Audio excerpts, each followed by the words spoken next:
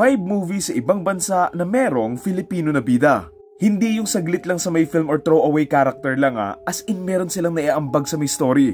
Unang-una, The Maid. Classic dark Asian movie with a twist na ito talaga yung mga movies na namimiss ko Susundan natin dito ang isang babaeng taga-Pilipinas na magtatrabaho sa Singapore bilang katulong sa isang pamilya. Sa mga sumunod na araw na nandun siya, dito na nga siya magsisimulang matakot nang meron nga siyang mga malalagim na mapanaginipan at makita sa lugar na to. Kaya naman, dito nga siya mag-iimbestiga at dito nga niya malalaman kung ano at sino itong nagpapakita sa kanya at ano nga ba yung malagim na sikreto ng pamilya na to. Next, Triangle of Sadness. Tungkol ito sa isang grupo ng mga mayayamang taong nakasakay sa isang barko kasama yung mga empleyadong nagtatrabaho nga dito. Sa hindi inaasahang pangyayari, lulubog nga itong barko na to at dito na nga sila mapupunta sa isang isla kung saan ilan nga sa mga mayayaman at mga empleyado yung mga nakaligtas. Sa mga susunod na araw, dito na nga nila kakailanganing makasurvive kung saan dito na nga sila tutulungan ng isa sa mga empleyado ng barko na ito na babago sa posisyon nga ng mga buhay nila. Next, Cross Point. So ito, collaboration ata to. So 50-50 lang, 50 gawa sa Japan and 50 gawa nga sa Pilipinas. Tungkol ito kay Manuel na isang artista sa Pilipinas na palaos na magpupunta sa may Japan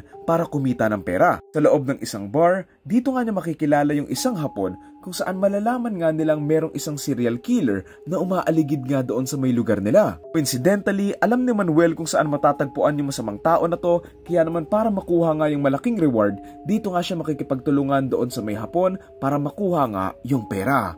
Next, Nosibo. Tungkol ito sa isang mayamang babae na biglaan na lang magkakasakit. Isang araw, dito nga siya magugulat nang may dumating na isang babaeng Filipina nga doon sa may bahay niya and apparently, kinuha daw niya itong babae na to para maging katulong doon sa may bahay nila.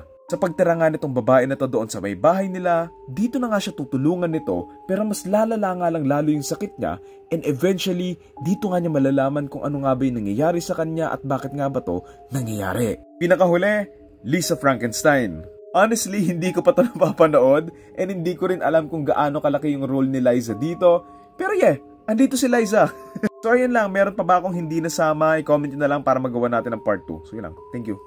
Dahil gusto kong paabutin ito ng 3 minutes, maglaro muna tayo. The Purge. Ako, favorite ko to. Maganda yung part 1 yan. Lagyan natin siya sa 3. Next. The Shining. Oh. I like The Shining. Number 2. Next. Conjuring. Hindi ako masyadong fan ng mga sapi-sapi. So, pero maganda naman. Okay naman. James 1. 6. Next. Veronica. Di ko pa napapanood. So, 10. Next. The Nun. 9. It, okay siya. Okay siyang remake. So, I would say 5? Or 4? 4 na lang. Halloween. Kung yung original, baka pwede pa. Pero yung remake, di ko masyado na-appreciate. So, 8. Okay, last 3. 1408 na kami DVD ako niyan. Pero, I like the premise. Pero, hindi ko na rin masyado maalala yung story niya. Alam ko yung story na natrap siya doon sa may hotel room. Pero, hindi ko na maalala kung paano tumakbo yung story. So, 7. Last 2. Sinister. Let's say 1.